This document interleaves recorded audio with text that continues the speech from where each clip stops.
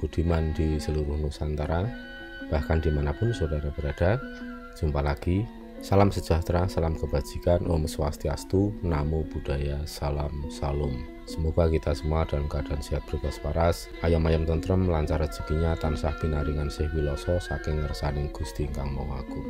Para pemirsa, kita akan melanjutkan video sebelumnya. Kita akan belajar bersama melalui evaluasi terhadap video yang satu ini.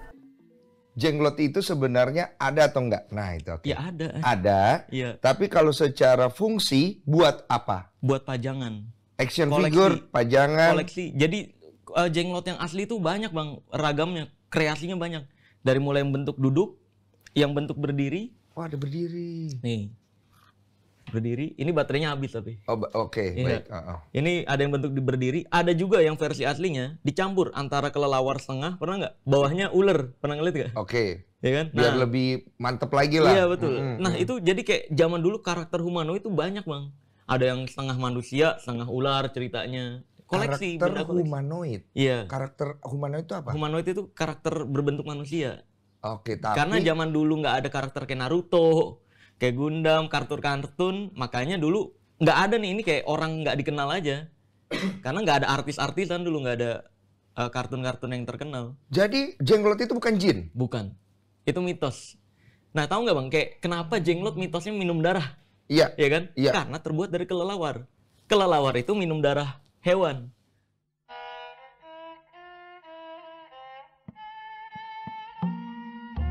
Para pemirsa, jika kita melihat dari tayangan video ini, ada beberapa hal yang mesti saya koreksi, saya sampaikan kepada para pemirsa agar supaya tidak salah memahami apa sesungguhnya yang terjadi, fakta yang sesungguhnya terjadi itu seperti apa. Bagi orang-orang yang tidak memahami soal jenglot, tidak pernah melihat berinteraksi langsung, ya, tentu saja akan mengalami berbagai hal kebingungan. Dan pertanyaan yang paling besar adalah apakah jenglot itu benar-benar ada atau hanya rekayasa.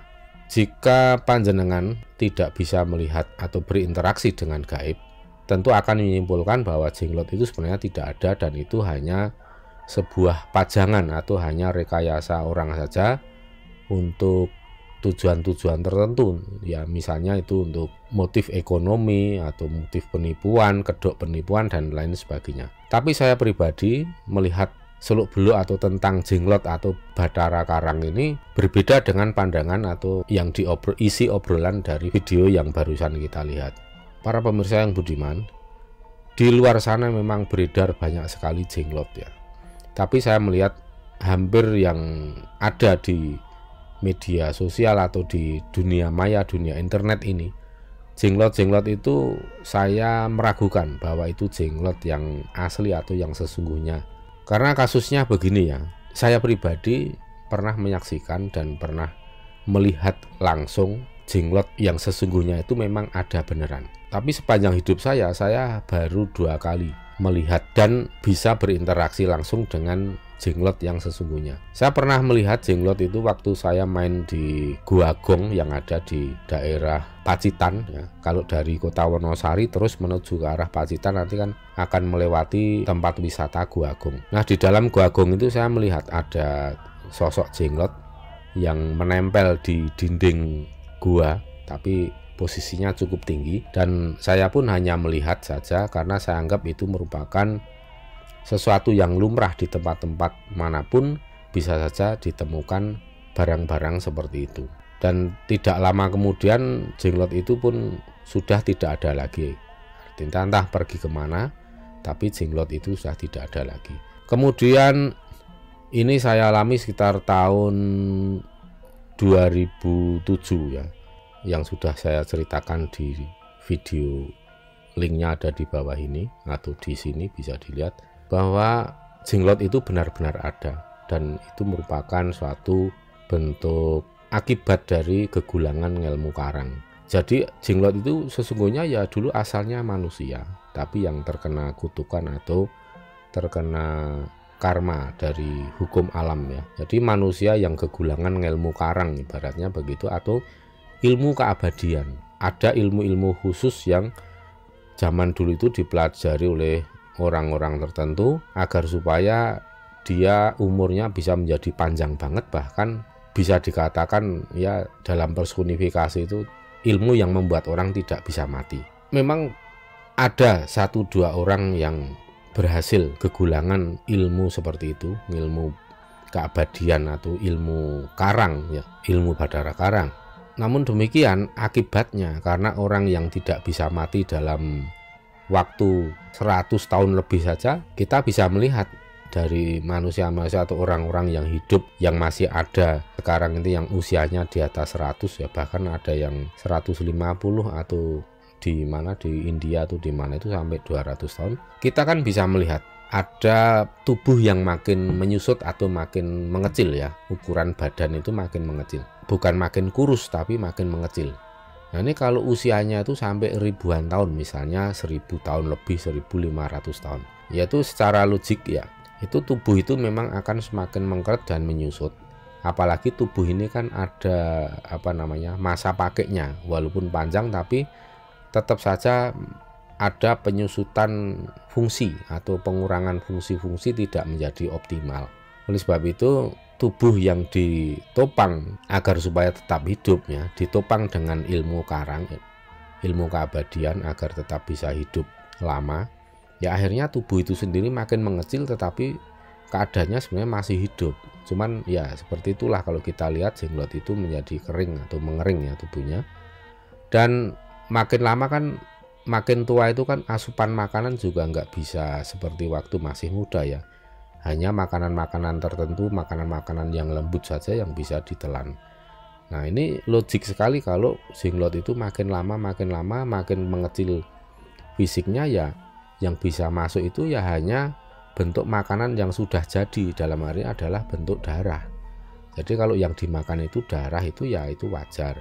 Dan saya menyaksikan sendiri sesuai dengan pengakuan Mpu Suno yang waktu itu saya pengalaman bertemu dengan manusia zaman dulu yang menjadi jenglot. Mbah Suno atau Mpu Suno ini dia makan darah itu bukan kok darah manusia, tetapi darah apapun, terutama darah binatang ya yang dipotong itu. Maka Mpu Suno ini menceritakan kalau dia makan ya nyari sendiri di pasar-pasar yang tempat ada pemotongan hewannya seperti itu, bukan kok terus kemudian diinfus mulutnya secara fisik kemudian dialiri darah manusia, apalagi itu sangat ekstrim. Itu tidak, bukan seperti itu kejadiannya.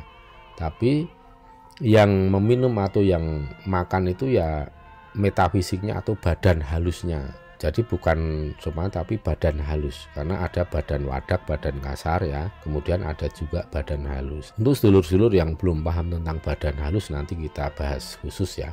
Namun kita tanpa memiliki bekal tentang pemahaman yang lebih komprehensif, yang lebih luas tentang kasunyatan gaib atau tentang sejati urip ini, maka tentu saja tidak akan mampu memahami jenglot itu sebenarnya apa dan ada atau tidak ya. Maka bagi orang-orang yang minim informasi, minim data, dan minim pengalaman, bagi yang tidak percaya ya langsung akan menyimpulkan bahwa jenglot itu sebenarnya hanyalah mengada-ada, itu hanyalah suatu bentuk permainan kerajinan tangan yang gunanya untuk menipu orang dan sebagainya.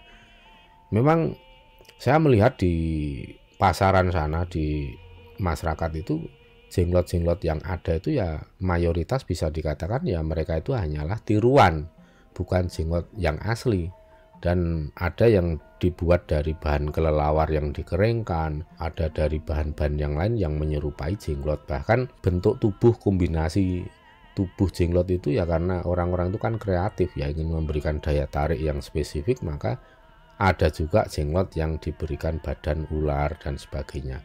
Namun semua ini bukan berarti terus disimpulkan bahwa jenglot itu nggak ada dan aslinya jenglot itu hanyalah kerajinan tangan berupa kelelawar yang dikeringkan. Saya kira itu tidak memahami fakta yang sesungguhnya. Karena kalau saya melihat fakta yang sesungguhnya, pengalaman saya bertemu dengan Mpu Suno yang dia adalah dulunya manusia kemudian menjadi jenglot, dan kemudian Mpu Suno menceritakan pengalamannya kepada saya yang saya tulis di blog. Kalau mau baca blog saya yang saya posting di tahun 2015 silam atau 2014, bisa linknya nanti saya taruh di sini. videonya juga saya pernah membuat vlog tentang jenglot. Nah, pada para pemirsa, ini agar supaya pemahaman Anda yang selama ini, terutama bagi sedulur-sedulur yang sudah membaca postingan saya, menonton video saya dan bisa memahami, menerima ya, agar supaya tidak ambyar dan buyar karena adanya misinformasi dan miskesimpulan seperti dalam video tadi. Maka itu kalau saya ibaratkan itu orang yang baru berpengalaman memegang ekor gajah kemudian sudah menyimpulkan bahwa gajah itu kecil dan berambut ya, kemudian salah mengartikan, salah menyimpulkan. Itu itu namanya premature conclusion, jadi penyimpulan yang terlalu dini dan akibatnya ya salah. Kalau kita salah memahami apa sesungguhnya yang terjadi, maka akan melahirkan pandangan-pandangan dan opini-opini yang juga akhirnya salah kaprah. Itu ya yang akan terjadi seperti itu. Maka di sini saya menyampaikan apa yang saya saksikan dan saya alami, dan saya bisa membuktikan bahwa dari pengalaman saya yang pernah terjadi ini memang jenglot itu ada, tetapi sangat jarang karena ini kan peristiwa yang sangat langka. Zaman dulu saja orang yang kegulangan ilmu karang atau bedaro karang, ilmu keabadian, tentu saja kan juga tidak banyak, hanya 1-2 orang. Zaman dulu manusia masih sedikit, yang kegulangan ilmu karang juga tentunya sangat sedikit prosentasenya. Maka kalau sekarang itu kemudian ada ribuan atau bahkan jutaan replika jenglot yang beredar di masyarakat, itu kan secara nalar itu kan nggak masuk. Memangnya zaman dulu itu separuh dari manusia itu kegulangan ilmu karang atau ilmu keabadian, sehingga sekarang banyak sekali ditemukan jenglotnya. Maka saya katakan bahwa kejadiannya tidak seperti itu dan mayoritas itu hanyalah tiruan. Tetapi bukan berarti jenglot itu semuanya tiruan atau hanya fake, itu bukan. Itu salah kesimpulan seperti itu. Jenglot itu memang ada dan bukan fake, cuman jumlahnya itu sangat-sangat sedikit ya, bisa dibilang ya 1/100.000 lah gitu. Di 100.000 jenglot yang ada sekarang ini mungkin hanya 1 yang memang benar-benar jenglot. Dan saya meragukan apakah benar jenglot yang asli versi saya ya, bukan asli versi video tadi yang memang benar-benar dulunya pernah ada. Apakah jenglot asli itu mau untuk ikut seseorang? Dulu pengalaman saya ketika ketemu dengan jenglot, justru jenglot itu minta untuk disempurnakan agar bisa mati, agar bisa diterima oleh bumi, karena tetap ingin melanjutkan perjalanan menuju ke alam keabadian yang sesungguhnya, yaitu alam kemuliaan sejati atau alam kematian yang sesungguhnya. Itu yang terjadi seperti itu. Maka yang beredar di masyarakat banyak manipulasi yang untuk nyari harta benda dan lain-lain, itu memang saya bisa menegaskan bahwa itu semua adalah hanya trik rekayasa atau dilakukan oleh orang-orang yang tidak paham dan memang kena tipu, sehingga kalau ini disempurnakan atau makanya ada upacara doa bersama, kemudian kayak acara peringatan 7 hari kematian, 40 hari kematian secara besar-besaran dilakukan untuk mendoakan jenglot supaya nanti kalau bisa istilahnya itu sempurna diterima Tuhan lah, istilah meminjam istilah agama seperti itu, maka orang-orang yang menyempurnakan itu akan diberikan upah yang besar, bahkan sampai katanya miliaran. Nah ini buktinya saya sendiri dimintai bantuan oleh Empu Suno untuk menyempurnakan, dan akhirnya memang ternyata berhasil ya, ternyata berhasil dengan cara-cara tertentu yang waktu itu masih eksperimen dan juga merupakan petunjuk dari para leluhur yang memang meraih kemuliaan sejati. Kita laksanakan cara-cara itu dan akhirnya berhasil.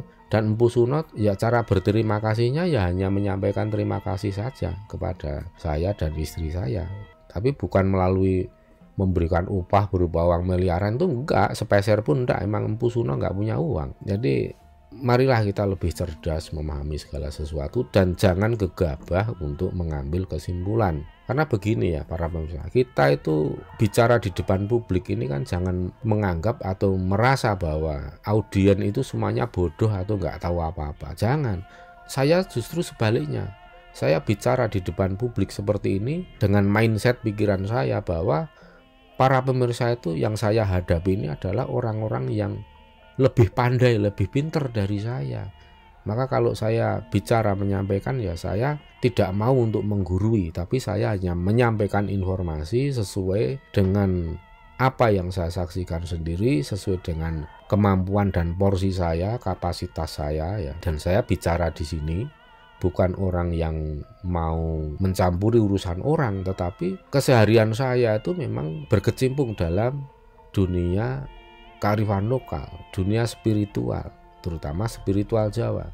Maka ketika ada orang-orang yang memberikan penilaian yang salah kaprah soal kasunyatan urip bagi orang Jawa, ya saya punya kapasitas untuk mengoreksi atau meluruskan apabila memang itu perlu diluruskan dan dikoreksi. Karena jika tidak, ini akan menimbulkan kesalahkaprahan yang fatal sebenarnya. Jadi kesimpulannya, jenglot itu ada, tetapi kejadiannya itu sangat jarang, probabilitasnya sangat kecil, sehingga kalaupun ada di Indonesia ini memang jenglot yang asli, saya kira jumlahnya tidak lebih dari 30 atau 50 jenglot ya.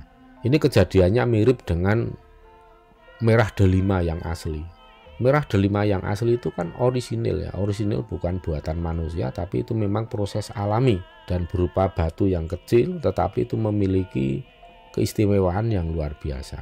Dan saya kira di Indonesia ini tidak lebih dari 10 biji itu merah delima yang asli. Jadi panjenengan kalau memahami ya hal seperti ini ya, ini akan seperti prinsip ekonomi juga. Barang itu makin istimewa ya adanya makin langka. Itu juga merupakan hukum alam. Sesuatu yang semakin istimewa suatu benda, semakin istimewa suatu benda atau suatu hal, maka akan makin langka keberadaannya, tidak pasaran. Kalau itu semua pasaran menjadi banyak sekali atau produk massal, maka keistimewaan itu menjadi tidak ada lagi. Seperti zaman dulu mungkin orang bisa main sulap itu, wah itu istimewa sekali. Tapi zaman sekarang anak kecil sampai itu aja sudah pintar main sulap, sehingga keterampilan sulap itu bukan sesuatu hal yang istimewa. Apalagi sudah diketahui banyak trik-triknya bagaimana main sulap.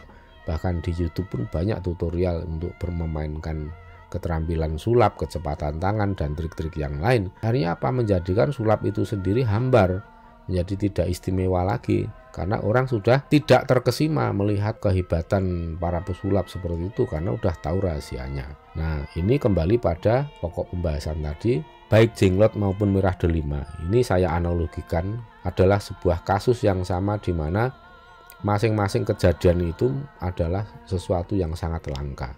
Jenglot adalah peristiwa yang sangat langka, makanya kalaupun ada benda jenglot itu pun probabilitasnya sangat-sangat langka dan jarang, sehingga sulit untuk ditemui yang aslinya seperti apa. Maka ini juga menjadi pedoman buat para pemirsa yang ingin mengoleksi benda pusaka, sebaiknya abaikan saja keinginan untuk mengoleksi jenglot yang asli. Kalau hanya ingin mengoleksi kerajinan tangan, monggo tidak apa-apa ya.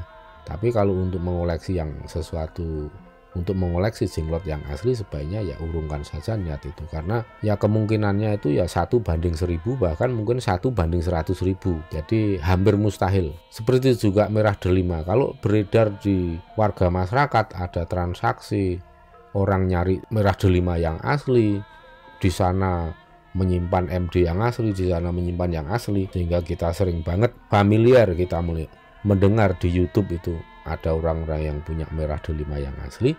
Ya saya kira itu sangat beralasan untuk kita ragukan, karena saya melihat sendiri merah delima itu memang sangat istimewa, sehingga bendanya pun akan sangat langka.